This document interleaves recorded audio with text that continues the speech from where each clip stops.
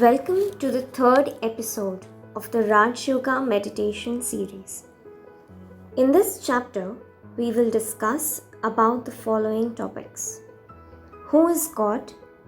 Is there one God or many? What is our relation to God? God is called the Supreme Soul. Or more accurate is that the Supreme Soul is known to us as the God, the generator, operator, and destroyer. He is supreme among all the souls. Yet, like souls, God is a subtle point of light.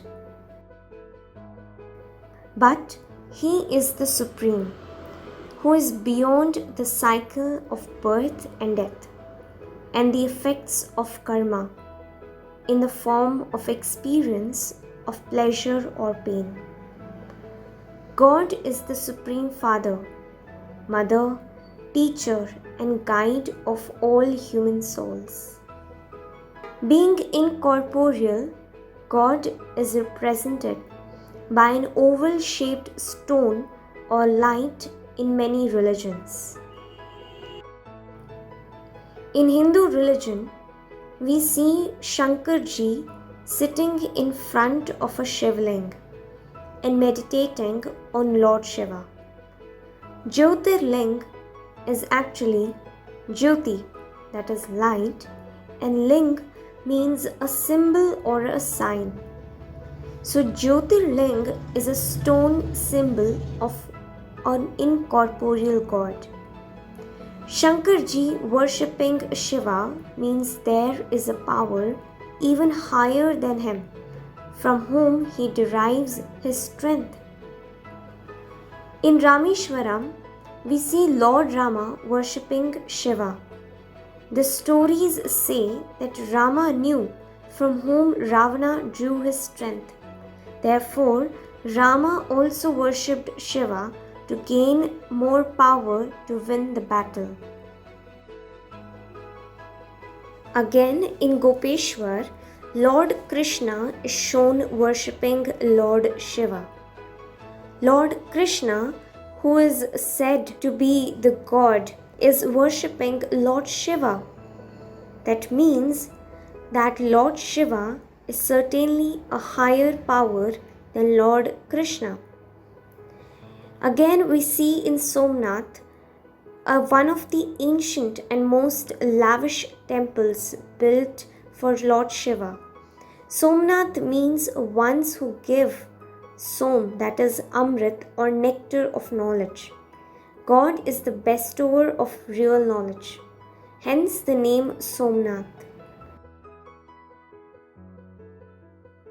In Amarnath, again we see a Jyotirling being worshipped. In Pashupatinath, the Lord Shiva is worshipped. Pashupatinath means one who transforms the animal-like intellect of humans into deities. So therefore, the name Pashupatinath. The different names are because of the divine acts performed by God. In Islam, we see our Muslim brothers going for Hajj. There inside the Kaaba, a black stone, Sangi Aswad, is shown as a symbol of God. The stone is a symbol of the incorporeal God. Or the God is light is symbolized through the stone. Muslim brothers also refer to God as Noor-e-Ilahi and Parvardigar, meaning God is light, Noor, and one who lives up high above. Gautam Buddha and Sri Mahavir both were great saints who left everything in search of God and to know the ultimate truth. They did not promote idol worship.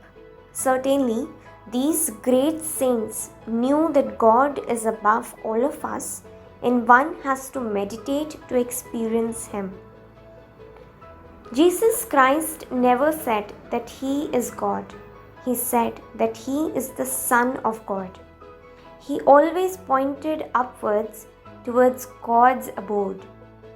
When He was being crucified, He prayed to God, asking Him to forgive all those people who are committing the sin of killing Him. If Jesus is God, then whom is He praying to?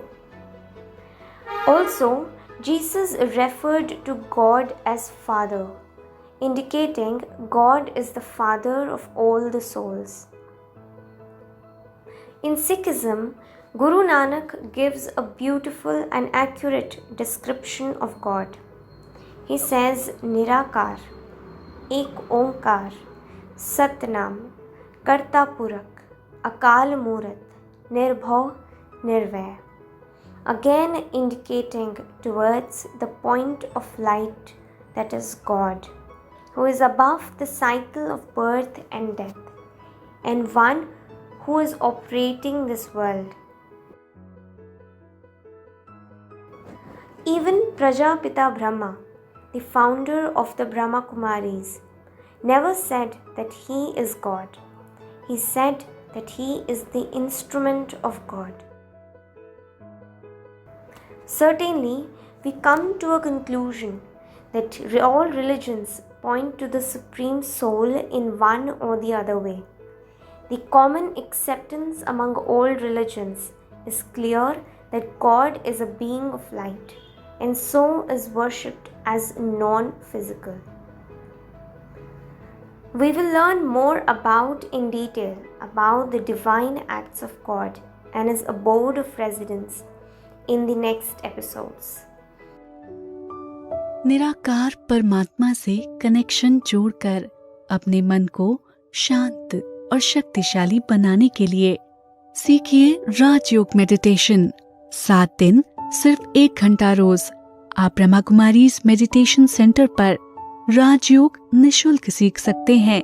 अपने नजदीकी centre का address जानने के लिए या meditation online सीखने के लिए आप हमें ईमेल करें contact@awakeningtv.in या कॉल करें 8209333033 या 8209888988 पर।